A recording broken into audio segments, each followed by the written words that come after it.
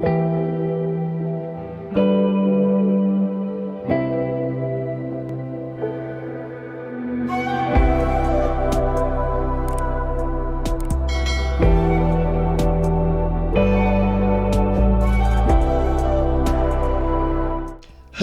this video focuses on teaching you PowerPoint presentation slides.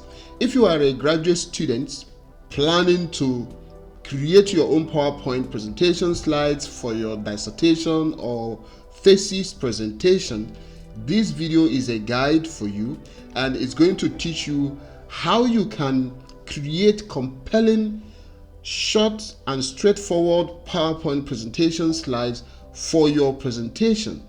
After you have spent a lot of years or months writing your thesis or dissertation, one thing you need to do is to ensure that you are able to communicate effectively during your presentation, and mastering the use of PowerPoint presentation slides can enable you to make fantastic presentations and be able to convince your examiners that you know what you have done. So I encourage you to sit relaxed and then watch this video so you'll be able to learn how you do it yourself. So if you look at here, this is the PowerPoint interface, or the platform where you start creating or designing the presentations that you want. However, you need to first of all select a particular theme to enable you build on that theme. If you see here, you can see that these are the suggested searches. So you've got the blank one, organic, and so on. These ones were suggested. However, you can again choose other designs that you want. If you are using Microsoft PowerPoint presentation from 2019 version upwards, you can have a couple of fantastic themes that you can build on to design your presentation slides. If you want to search for other themes, you can click here, and so you can see the lists are quite huge.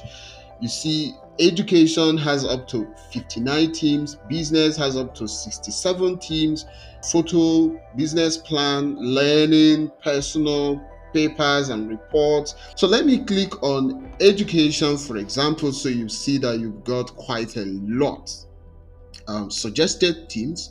So it means that you can actually choose any of these themes to start creating or designing your PowerPoint presentation. For example, if I click on this, it opens for me and I can start creating. Okay, I can simply click on this and then download the theme. You see, this is downloading the template, and then when it is done, it is loaded here for me to start designing with this. All right. Supposing that you have downloaded this theme and you are no longer comfortable with using this particular theme, one thing you can do is that you can go back to design and select another one, or you can go back to file and go back to new, and then go back to the presentations again, and then you can go back to any one that you want. But for master's, dissertation, or PhD thesis presentation, I would encourage you to keep your presentation slides clean, simple, and remove unnecessary coloration of your designs. Academics are straightforward individuals, and most times might not be moved by the coloration of your PowerPoint presentation. Some professors want you to make presentation, they don't want you to show them colors. So keep this in mind when you are designing your Microsoft presentation slides. I will encourage that you select the black and white presentation template. So how do you do that? I will select the blank space, so you can see this is pretty clear, black and white background, and then you can now begin to create your PowerPoint presentation that you want. And here is where you type your the topic of your research. Let's say I want to work on the impact of learning experience on students' achievement or performance. When I put this topic, the next thing I need to do is to ensure you select a very good font and then a good font size. Okay, I will recommend Times New Roman, and I can limit this to 44 and shift this up, double click on it and bold it. You can select a simple color. If you want, you can still make this to be in block, capital, uppercase, all through. But when you do, ensure that you don't have a color riot presentation slide. So maybe I can keep this to red, keep it on red color, and then this is where I now insert my name.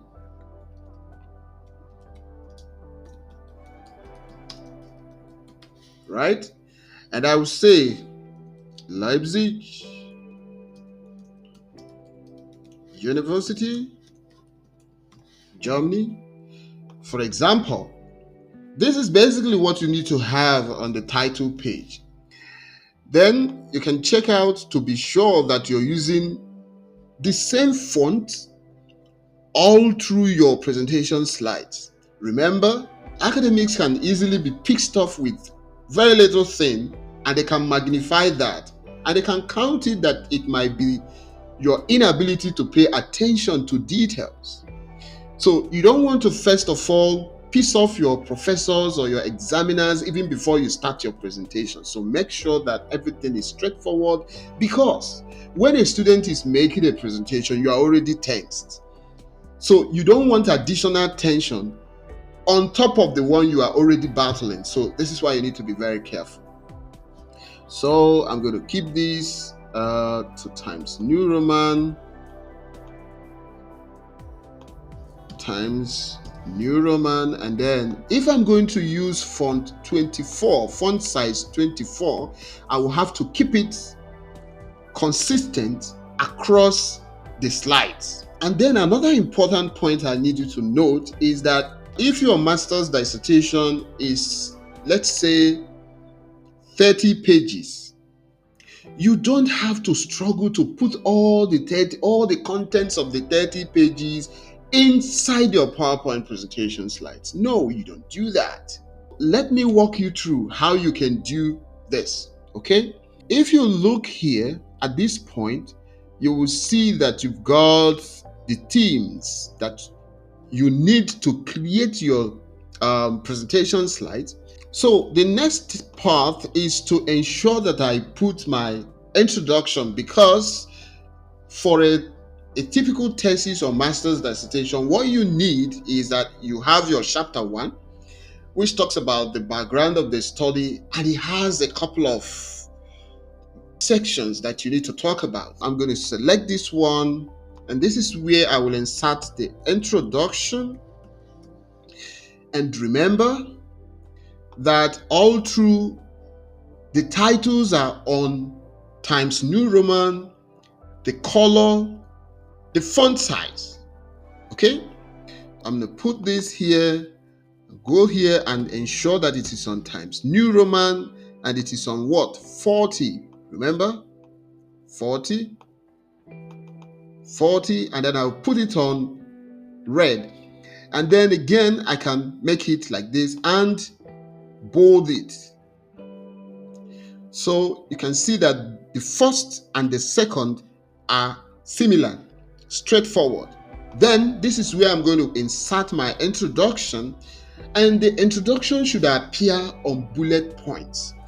And begin your presentation by explaining the problems, okay? You don't need to start defining the impact of learning experiences and all those things. Those are not necessary, and begin to quote citations, hit the problem, set the ball rolling, start explaining the problem that this study wants to solve, and then at the end of the day, you now make a statement why you have to select, why you have to investigate learning experience, and why it matters, why it has to, you're investigating how it influences or impact student achievement. All right, good. So you don't need to copy the entire background of your study and paste here. No, focus on the problem of the study, and then use bullet points to highlight them. Let's say, for example, students fail their exams regularly. Okay. Another way you can present an important point that can also capture the attention of your examiners in the introduction section can be that emerging data or results show that students who learn on their own or use XYZ learning approaches do not pass their test scores, and then you insert where you got the data. Let's say Okolie 2024. All right, then you can also add another point, and these can enable you to talk on these points, so you don't just have to copy all the information you have in the background of the study and paste. No, you don't do that. Then you can also say the World Bank, for example. You can say the World Bank in 2023 found that students who engage in the traditional learning approaches do not achieve higher test scores. Okay, following these reports of findings, the researcher aims to examine the impact of learning approaches on students' achievements. Okay, I mean, this could be an example of what you might want to do. I'm not saying, I mean, if this is your research, this could be the way your research might look like. Okay, so remember, so I'm gonna put this on times New Roman, and then keep this to 24. Okay, then when it becomes too tiny, I can again decide to increase it a little so that it could be readable to those at the back. Supposing you're making your presentation in a large hall, so that those at the back can read from afar. All right, so remember that the essence of using a PowerPoint presentation slide is to enable you speak to your work, is to enable you communicate effectively and be able to talk about what you did. I mean, you've spent quite a long time researching your work, and you should be able to speak to it. You should be able to talk about what you did. Okay, so if you don't, if you paste everything you have in your background of the study into the PowerPoint slides, you'll be forced to start reading. You need to summarize your work and then list out the important points.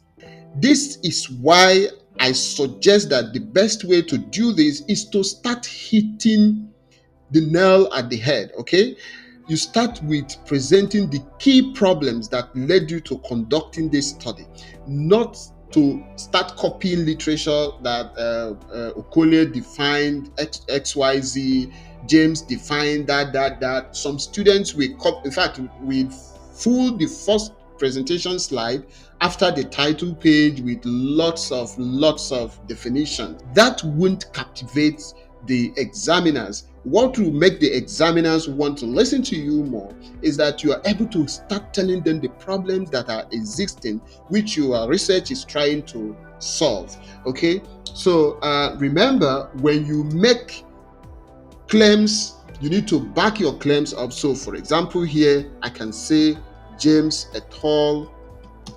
2021. Okay, so this is that. So that means this is where you got this point, this is where you got this point, and then this is where you got another point that motivated you or led you to conduct this research. All right, so now that we are done with this, the next part is to pick up another point to talk about the purpose of the study. Although we have already talked about that here, you might want to have a place where you list your specific objectives. So I can simply click here and then get another slide, empty slide. So this is where I'm going to have specific objectives, or if you want to make it quite simpler or shorter, you can have your research questions at this point, because the specific objectives will automatically be used for your research questions. Okay, if you have 4 specific objectives, it means you are likely going to have 4 research questions. Okay, because each specific objective will lead to the same research question. So I would suggest you have it this way: specific objectives and research questions. Put these on Times New Roman, put it down to 40, and color that. Great. You can also have it this way: specific objectives of your research are the key focus that you've got. So you can use the numbers to start writing them. You don't need to write them exactly the way they are inside your thesis or dissertation, so you can just pick them exactly like that. So let's say that we decomposed learning experience into sub-constructs based on what has been known in XYZ literature. Okay, so let's say that number 1 is problem-based learning experience.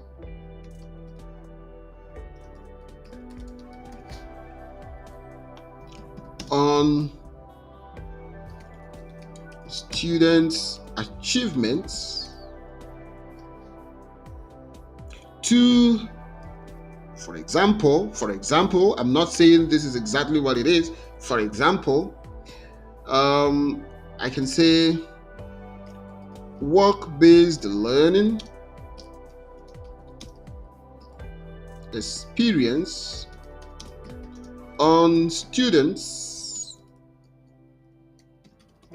achievements. Okay, and so if you have 3, if you have 4, if you have 5, depending on the number that you've got, and then you simply explain to the examiners that these specific objectives led to the research questions. Okay, you can then mention them. Everything must not be inside your Microsoft PowerPoint presentation slides. What is most important is that you are able to explain what you've done.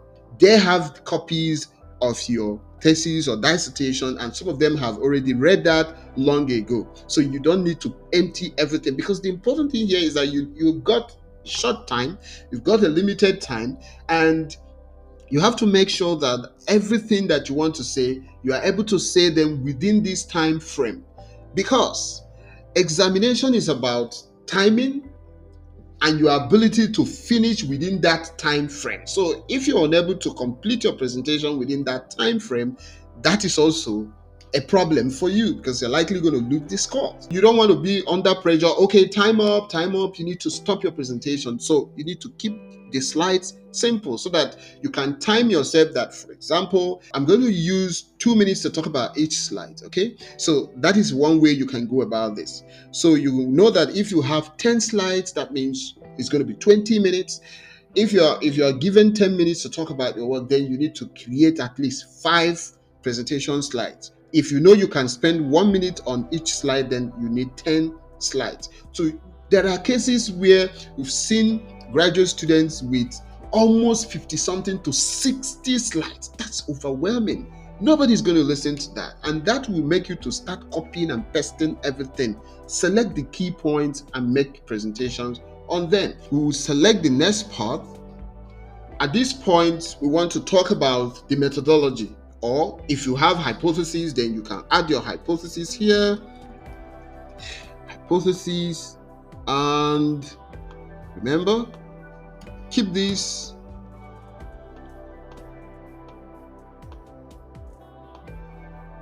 So you can always extend this to have more space. Okay, so let's say that I've posed the following hypothesis. The easiest way to do that is to simply copy this. So I'm going to copy this. And of course, if you've watched my previous videos on how to pose the accurate hypotheses, this is going to help you a lot. What I'm going to do right now, you will be able to remember. So I'm going to paste here, and I will say that problem-based learning experience would significantly impact students' achievement. Work-based learning, or I can say there would be a positive impact of work-based learning experience on students' achievement. So if you have up to 4 or 5 hypotheses, depending on the study that you are working on, then you can paste that here. If this is a qualitative research, I mean, at this point, you should start talking about the methodology of your study. Then the next slide is you're going to add the methodology. So this is where you want to talk about the methods that you've used for your thesis. Then you color that. Okay, keep it simple. Make sure that everything is consistent. And so at this point, you might want to begin to talk about the research design.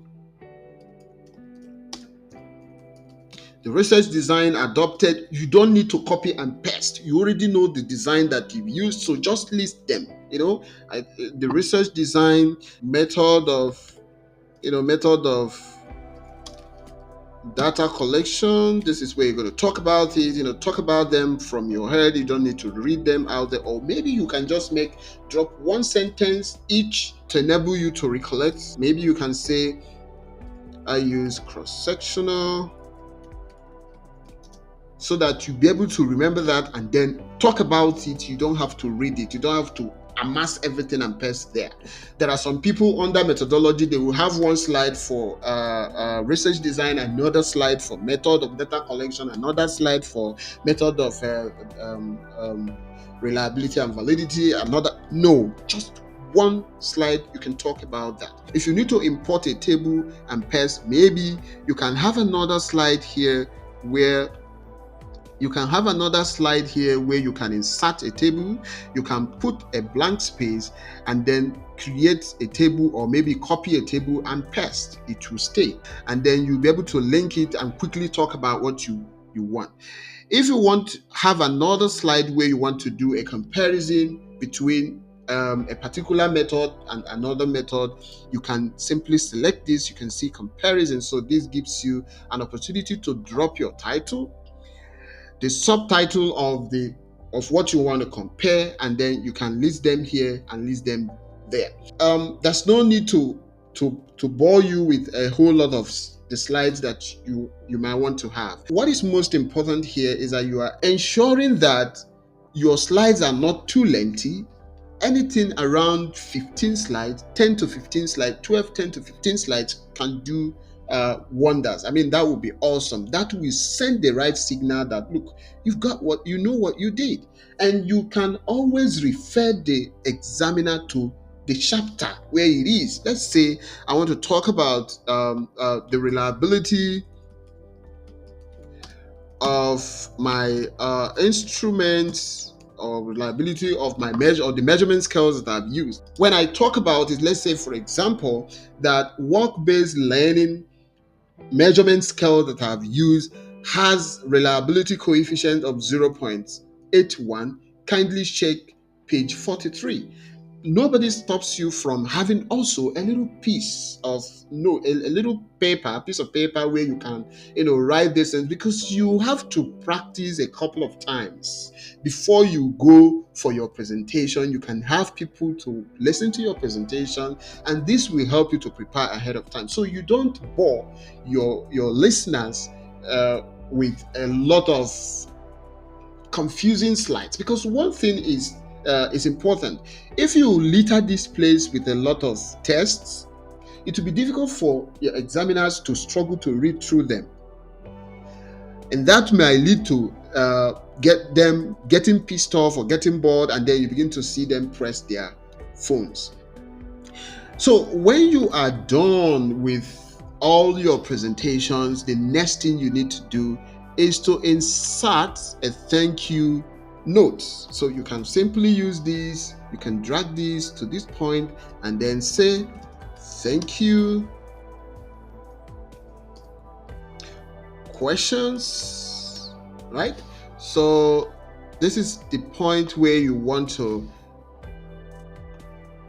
invite questions. Okay, so you can center these, you can also make it capital, or you can drag this. So there's flexibility in the use of Microsoft PowerPoint presentation slides. So make sure you keep them simple. When you are done designing or creating your slides, what do? You go to File, you click Save As, and then you save your document, you save into your computer, and then you are good. You can save it in your flash drive, or you can go for your presentation with your computer set. And again, one way to begin the presentation is simple. If you want to make your presentation, you can click on slideshow, all right, and then begin from the beginning. Watch. This is exactly how the viewers will begin to look at it. And then when you are done with explaining this, the next thing you do is you click next. You click next. On your own, you see the arrow key below the shift button of your laptop or your computer's keyboard. If you scroll up, if you scroll down, all right, so you can use that to go on till you are done with your presentation. Some people usually like to insert animations or transitions when they make presentations. So let me show you what that looks like. So let's say I want to insert animations. I can click on this, so you can see it has now noted the bullet points that we've got. So what this will look like when you're making your presentation is that let's say from the current slide, so this is exactly what's going to come out. So when you want to talk about each point, so you don't want people to see all that you've got already on the slide, on the presentation slides, you click the shift button downwards, so it tells you the first point. Then when you are done talking about this, you bring in the second one to enable you to talk about the second point. Then when you're done with this, the third point. When you are done with this, the last point. Why would you want to do this? The reason is that when you have all your presentation, when you have all your points listed on the PowerPoint projector or the screen, the audience may have already read all of them even before you start talking. So that can again bore them or make them lose interest in what you're saying. So the best way could be, I'm recommending, you can use animations, so that you've got to be pretty fast in explaining each of these bullet points. If you want to insert an image, you can use the insert image. If you want to, let's say you want to create a table, you can just select table, the number of tables you want. Okay, let's say you've got this. I can come here to select the type that I want that will match my document. If you want a black and white table, so this could be good. So let's say serial number, age, gender, experience, achievement. When you are done with this, then you simply press the tab button to have the next column or the next column and row for you to enter. Let's say serial number 1, 20 years, male, learning experience, problem based, achievements, for example, let's say 70%. Number 2, 31, male, let's say work-based learning, achievements 56%. So as you want anything, so this is exactly how you can insert tables and then use them for your presentation. If you want to, let's say you want to again create diagram or whatever, then you can use this create diagram. It's pretty simple. You just have to drag. Okay, you want to create oval shape, you want to create anything, arrows. So these are things you can practice over time. I hope you find this video helpful. Please share, like, comment, and subscribe to my channel. Thank you for watching.